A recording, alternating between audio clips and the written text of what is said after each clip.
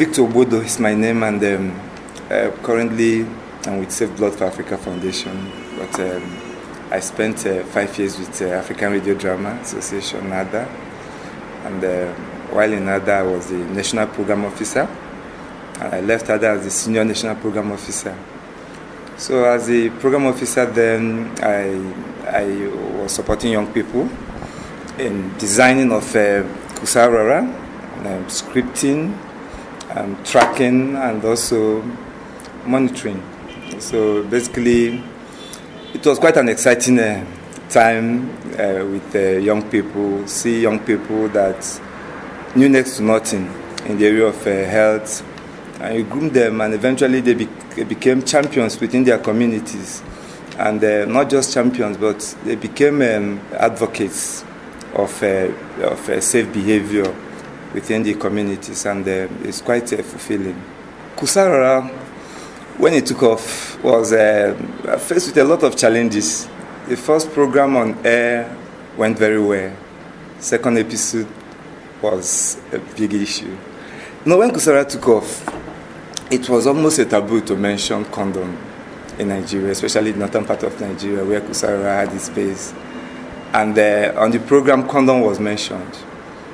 The general manager in charge of the station made a call that program should be yanked off air. And instantly, the program was off air. So it took a very high level of advocacy for us to get the program back on air again. We had to go back to him, explain the purpose of the program, that we're not there to promote sex or promote condom, but we are looking at safe behavior and encouraging young people to practice safe behavior. Don't go into sexual activities when you are not ready for it, especially when you are young. Delay sexual experience, issues around drug abuse and substance use, issues around early and unintended pregnancies.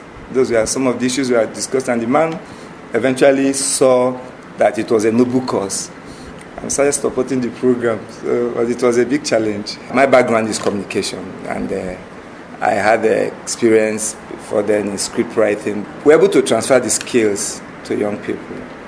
We're able to train them, we're able to equip them, we're able to come down to the level that they could assimilate and understand. And then they're able to catch up. And under some few months, so I have been crops of strong writers in Nigeria. People that today, some of them are established, some of them are married, but some of them are with bigger organizations today. But they are all product of Kusarara. Peer pressure was strong, but how can you be the one that is pushing instead of being pushed? So, and that was the selling point for them. And a couple of them that bought it joined Kusarara. And when Kusarara took off, they discovered that they could be creators. It's very interesting that you can actually create human beings. You can actually create scenes. You can create events by sitting down in a room. So, and every time we meet, it was fun because of the enter-educate principle that was always applied. It's not just for the people out there, it's also for the people that are creating the work. So the principle worked. When you enter into our workshops then, you discover that it was almost very informal. So young people were able to relax. They know that it was their project. So the whole effort was to put them on the driver's seat, which we eventually succeeded in doing.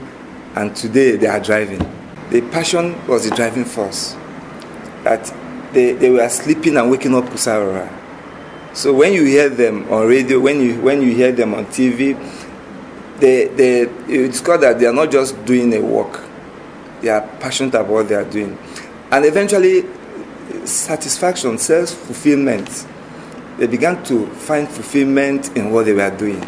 The program was very, very clearly fashioned to benefit the people, the young people, and the young people saw that the benefit was actually real, and then that they could achieve better life by being associated with the program. And then the strategy was simple. But I don't know, I can't say for sure if it was something that was intentional. But I discovered that by picking those young people, Kusarawa built a kind of a critical mass within the communities and built role models within the communities, built advocates within the communities. So those community champions now were people that young people looked up to. And instead of their conventional behavior of going to bar and other places, they now began to aspire to practice those things that made those young men great and young women great. I know that if we put the success stories that have been achieved through Kusarawa, I can tell you that Kusarawa is a very wise investment. And Nigeria is a very big country, a very, very big country. I think Kusarawa have been able to maybe cover about 30%. So we still have almost 70 untouched. And if Kusarawa could be scaled up, I assure you that with the size of the country and the nature of the people, the world will be doing itself good by looking a little bit inwards again towards Nigeria and using Kusarawa as a vessel of change within the country. Any funder can easily see the reward, the benefit from such an investment.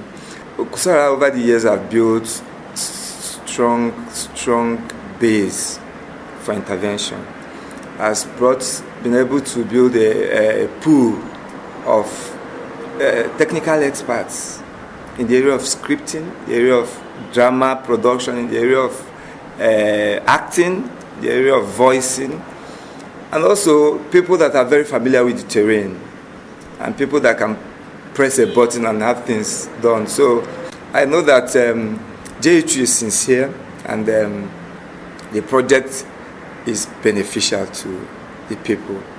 So I will not hesitate in recommending Kusarawa to anybody that is interested in supporting the project.